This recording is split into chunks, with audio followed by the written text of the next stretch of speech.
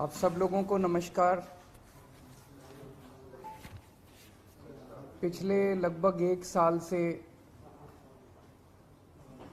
Bharatiya Janata party चिल्ला चिल्ला के कह रही है कि दिल्ली में कोई शराब घोटाला हो गया और देश की जो भी सबसे बड़ी से बड़ी जांच एजेंसियां हैं वो अपना सारा काम धंधा छोड़ के इस शराब घोटाले की जांच में लगी हुई हैं। तो मैं समझता हूं कि उनको अब तक तो शराब घोटाले के सब कुछ मिल ही गया होगा, सारा पैसा भी मिल गया होगा, सब कुछ मिल गया होगा।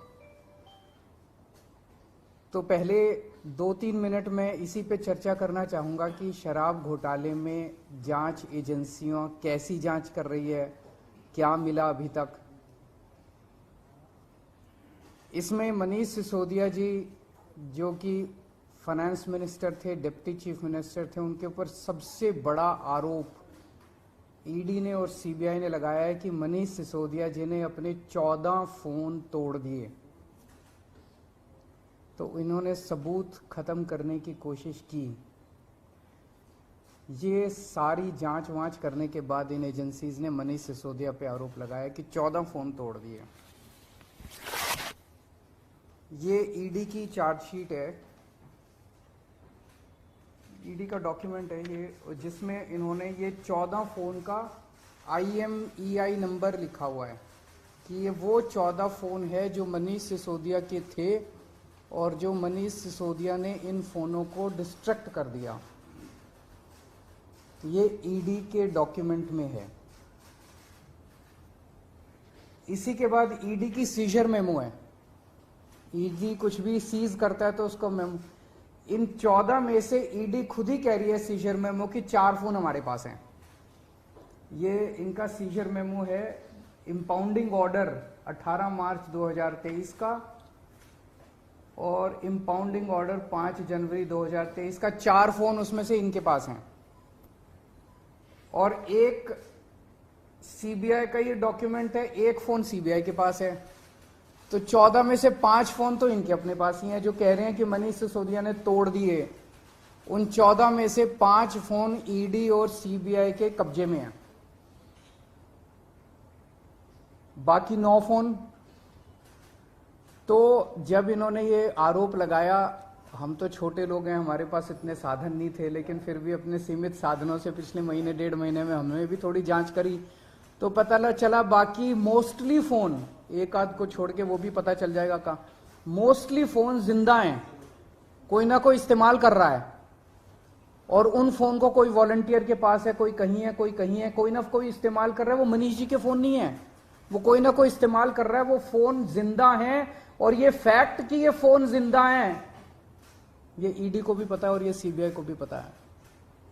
सो ईडी ने और सीबीआई ने झूठ बोल के ओथ पे, एफिडेविट पे कोर्ट को गुमराह किया और झूठा सबूत उन्होंने कोर्ट के सामने पेश किया, क्योंकि सच तो कुछ मिला नहीं, कुछ था ही नहीं, शराब घोटाला कुछ है ही नहीं, तो निकाले क्या। तो उन्होंने झूठ बोल के मनीष सिसोदिया को फंसाने की कोशिश की, कोर्ट को झूठ बोला। अब ये रोज किसी ना किसी को पकड़ लेते हैं, किसी ना इसको गिरफ्तार कर लिया, उसको गिरफ्तार कर लिया, ये कर लिया। एक कोई चंदन रे, और उनको टॉर्चर कर करके, धमकियां दे दे के, मेंटली टॉर्चर करके, फिजिकली टॉर्चर करके, 3rd डिग्री करके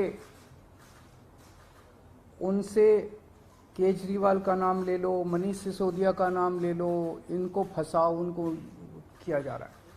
कोई चंदन रेड्डी है, हम तो जानते भी नहीं है कौन है। चंदन रेड्डी को इतना मारा, ये उसकी मेडिकल रिपोर्ट है। चंदन रेड्डी की मेडिकल रिपोर्ट में लिखा है, patient has alleged trauma to both ears and face by ED officers on 16 September 2022 and 17 September 2022। Patient ने दोनों कानों पे और फेस पे ईडी ऑफिसर्स के द्वारा पिटाई हुई 16 सितंबर और 17 सितंबर को, ऐसा कहा। पेशेंट कंप्लेनिंग ऑफ, ये है कि सुनाई नहीं दे रहा, और jaw pain on opening mouth. और इन्वेस्टिगेशन पे पता चला right ear mild to moderate mixed hearing loss, left ear severe to profound mixed hearing loss. उसके कान के पर्दे फट गए, उसको सुनाई नहीं दे रहा। ऐसा चंदन रेड्डी से ईडी क्या उगलवाने की कोशिश कर रही थी, उसको क्या कहने का दबाव डाला जा रहा था कि उसकी इतनी पिटाई करी कि उसके कान के पर्दे फट गए। उसको किस कागज पे दस्तखत करने के लिए कहा जा रहा था, और उसने झूठ बोलने से मना कर दिया तो उसकी पिटाई की उन्होंने। इसके बाद अरुण पिल्लई हैं कोई, उनको धमकियां दी गई, टॉर्चर किया गया, उन्होंने अपना बयान वापस ले लिया अगले दिन।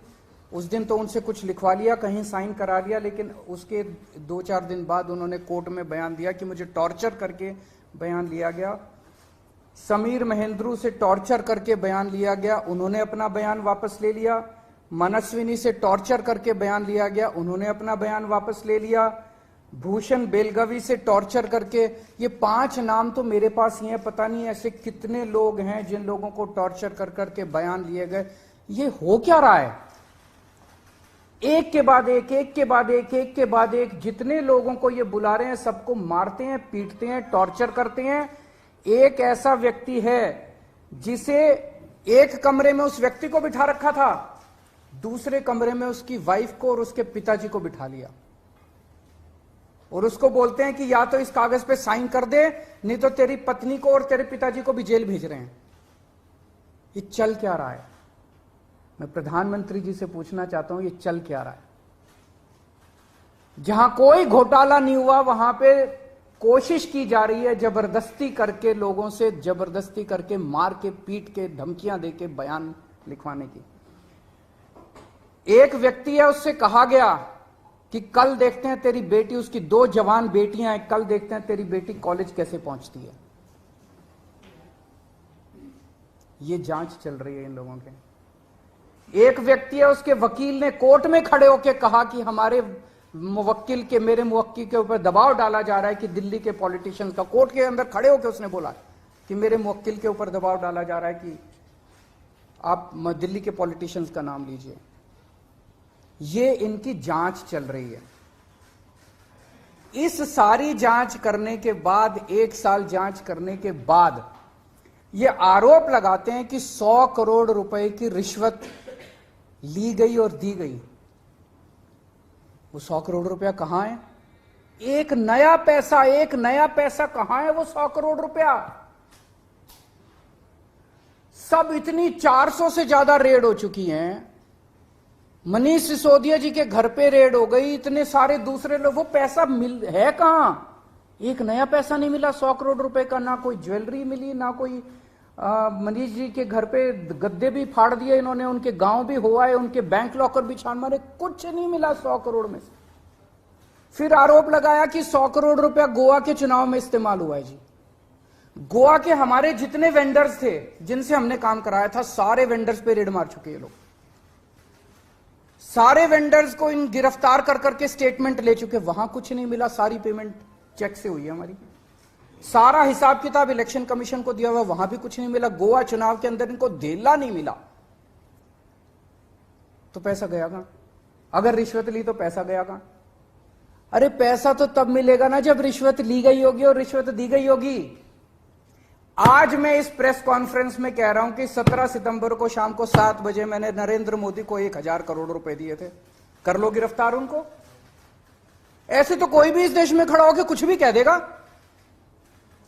मैं कह रहा हूं कि नरेंद्र मोदी को 17 सितंबर की शाम को 7 बजे मैंने 1000 करोड़ रुपए दिए थे। गिरफ्तार करोगे इस बेसिस पे नरेंद्र मोदी को? भाई मेरे पास कुछ सबूत तो हो कहने का।